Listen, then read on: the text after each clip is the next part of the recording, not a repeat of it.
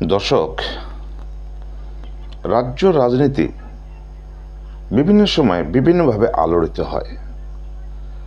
রাজনৈতিক কারণে হোক, শিক্ষাগত কারণেই হোক, বা শিক্ষাগত এবং রাজনৈতিক উভয় ক্ষেত্রে কোনো দুর্নীতি বা অথবা কোনো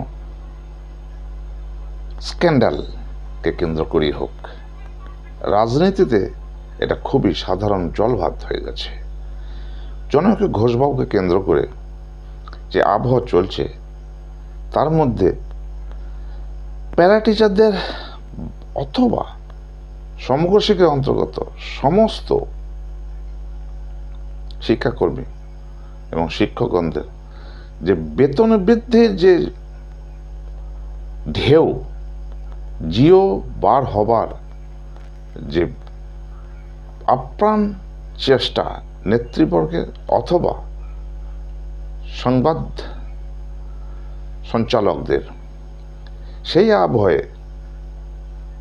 প্যারা টিচারদের বেতনের প্রবাহটা শুধু প্যারা টিচারদের নয়, সমগ্র শিক্ষার অন্তর্গত প্রত্যেকেরই সেই প্রবাহটা হঠাৎ কমজোরি বা ঢিলা হয়ে গেল। তার কারণ, যে শহর কখনোই তা বেশ ছিল না, ভিত্তিহীন ছিল, যেগুলো বেতন এই বাড়ছে ওই বাড়ছে, জিও টুক করে সামনে এসে পড়ছে, কখনো বঙ্গোপসাগরের তলায় বা কখনো চোখের পলকে, এসব তো কাহিনী অনেক দেখেছেন। মাঝে একটা কর্মসূচি হয়েছিল তৃণমূলপন্থী নেতৃত্বের দ্বারা, দিদিকে বড় কর্মসূচি, কিন্তু সেখানে কোনো সারা জাগানো পদক্ষেপ গৃহীত হয়নি। দিদিকে বলার লোকই খুঁজে পাওয়া যায়নি।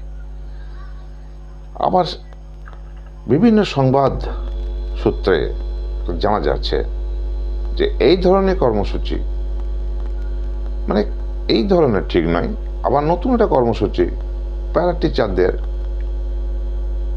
ঐক্যবদ্ধ হওয়ার কর্মসূচি। প্যারা টিচারদের ঐক্যবদ্ধ হওয়ার মাধ্যমে বেতন বৃদ্ধিটা কিভাবে হবে, এটা তো একটা বিরাট গবেষণার বিষয় হয়ে দাঁড়াচ্ছে। প্যারা টিচার ঐক্যবদ্ধ হয়ে একসঙ্গে কি নবান্ন অভিযানে যাবে, বাকি বিকাশ ভবন অভিযানে যাবে? এই বুড়ো বয়সে, যখন বয়স ছিল, সময় ছিল, তখন তারা এই আন্দোলন করে দেখাতে পারেনি, ঐক্যবদ্ধ হতে পারেনি। সামান্য দিদিকে বলো কর্মসূচিতে ৪৫,৫০০ শিক্ষক, সেখানে মাত্র ১৮-১৯ জন